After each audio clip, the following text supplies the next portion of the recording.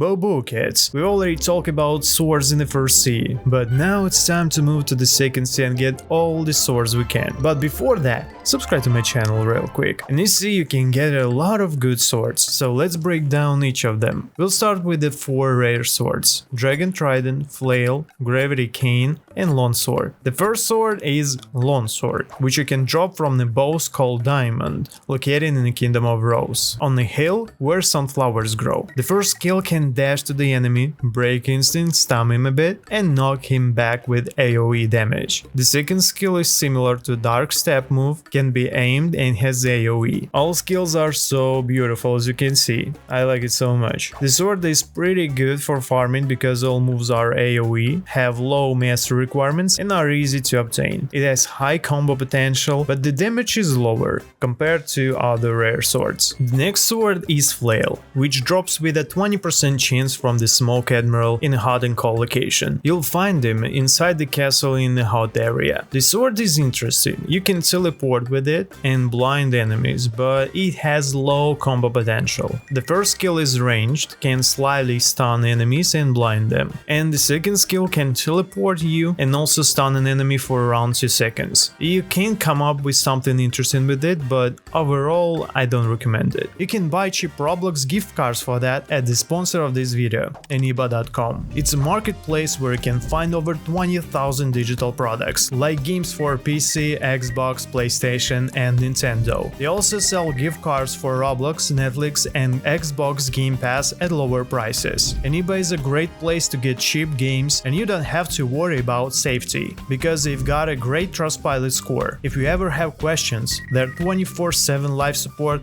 is there to help. Don't miss their sale, where you can get up to 15% cashback. Links in the description. Visit Eniba today and save big. The next sword is Gravity Cane. You can also get it from the boss. Go to the green zone location. On the back side will be the Fajita boss, who drops this sword. The first skill is a great combo starter, can pull enemies to you, has a quick start and a large hitbox. The second skill is also good for combos, can stun enemies and has good damage. The sword has short range skills, but it's very quick and useful in PvP. A lot of people use it as a support for fruit mains, so if you're searching for a good PvP build, try this sword. The last sword in that category is Dragon Trident. You can drop it from the boss on the Forgotten Island. On the back side of the island will be a boss called Tidekeeper, who drops this trident. The first move has a high knockback and good range. The second one has the largest AoE and can stun enemies, along with Breaking Instinct. This sword has great damage and high combo potential, making it useful for PvP and grinded. Alright, it's time for legendary swords. We have a lot of them here, so you can pick whichever you like. Let's start from the Midnight Blade. You can get it on the cursed ship near the Graveyard Island. Inside, you'll find an NPC L admin, who sells that sword for 100 ectoplasm. You can farm the ectoplasm right on that ship from NPCs, super fast and easy. The first skill has a decent hitbox and can pull enemies to you. Also, it can break instinct and knock back the enemy. The second skill also has a knockback and breaks the instinct with AoE. The sword is good, useful against Buddha users, has high damage and good combo potential, and all moves have AoE and can hit sea beasts. The next sword is Koko, which you can get as a drop from the other boss in the hot and cold location. To reach him, you have to find the alchemist NPC inside the secret on the top of the castle in the hot area and buy a microchip from him for 1000 fragments. Next, you go to the stone building in the same place, get a team or do it solo if you can, and start the raid. The first skill of that sword dashes forward, knocking back a little and breaking instinct. The second skill breaks instinct too, has good range and little knockback. The sword is helpful, combining with other fruits such as control or ice. Good for combos and fast M1. The next sword is Rengoku, my favorite and probably one of the best sword in the second sea. To obtain it, you have to go to the ice castle location. Here you can drop the hidden key from the NPC on that island, but the best way is to drop it from the boss Ice Admiral inside the castle. It has a low chance to drop, so be ready to spend a few hours here. After you get it, head to the secret place, which you can find under the stairs on the right side, and open the chest there. The first skill is short range and single target, can break instinct and apply a burning effect. The second one breaks the instinct too and also leaves flames that damage the enemy. The sword has extremely high damage, good combo potential, and both moves can break instant.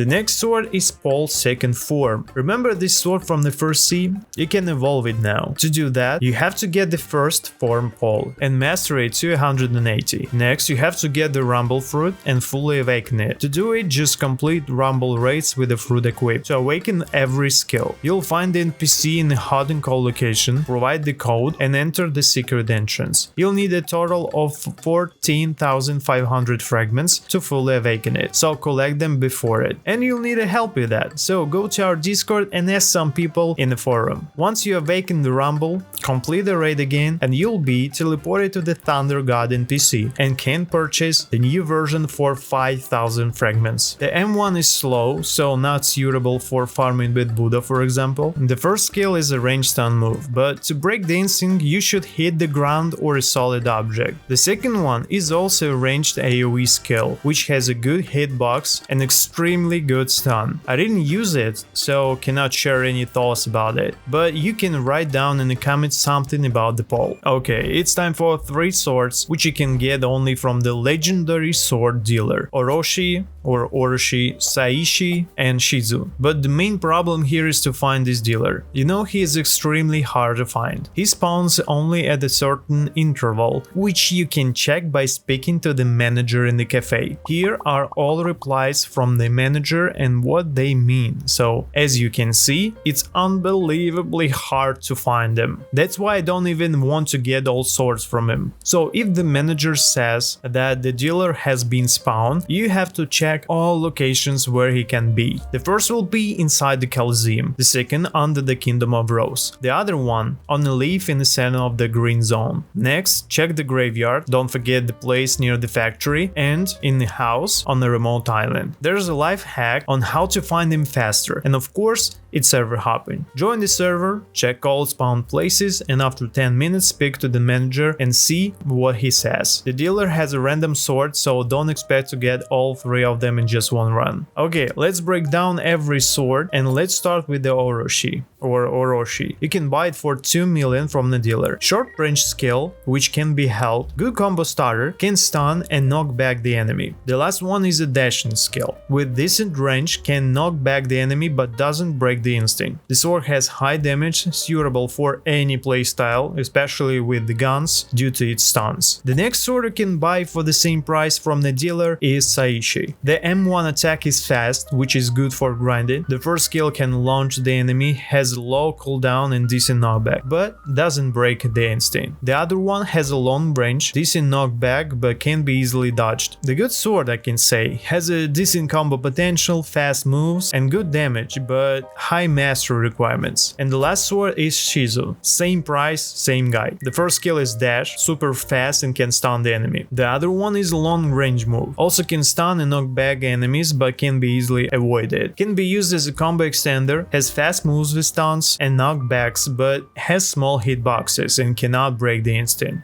Finally, we almost finished the second C. One last sword left, true triple Katana. One of the best swords in the game. How to obtain it? Ooh, boys, prepare to sweat. Remember these 3 swords that you can buy from the legendary dealer. So you have to master all of them to 300. Yeah, good luck not breaking your mouse or finger or whatever you use. After that, head to the green zone and go to the top of that beanstalk in the center. There will be the mysterious man who sells that sword for 2 million. Yeah, easy. The main problem here is to get all of these swords. So the first skill is dashing, has a low cooldown, can stun an enemy and knock him back. The second skill has one of the largest hitboxes in the game and can send the enemy into the air and drain his instant dodges. The sword is good for grinding, has a high damage, large hitboxes, all moves can deal damage to CBs, but it's very hard and expensive to get. So for me, it's better to use Rengoku, for example. As always, I prepared the tier list with all swords, so you can see which one of them will be suitable for you. And don't forget to watch my videos about swords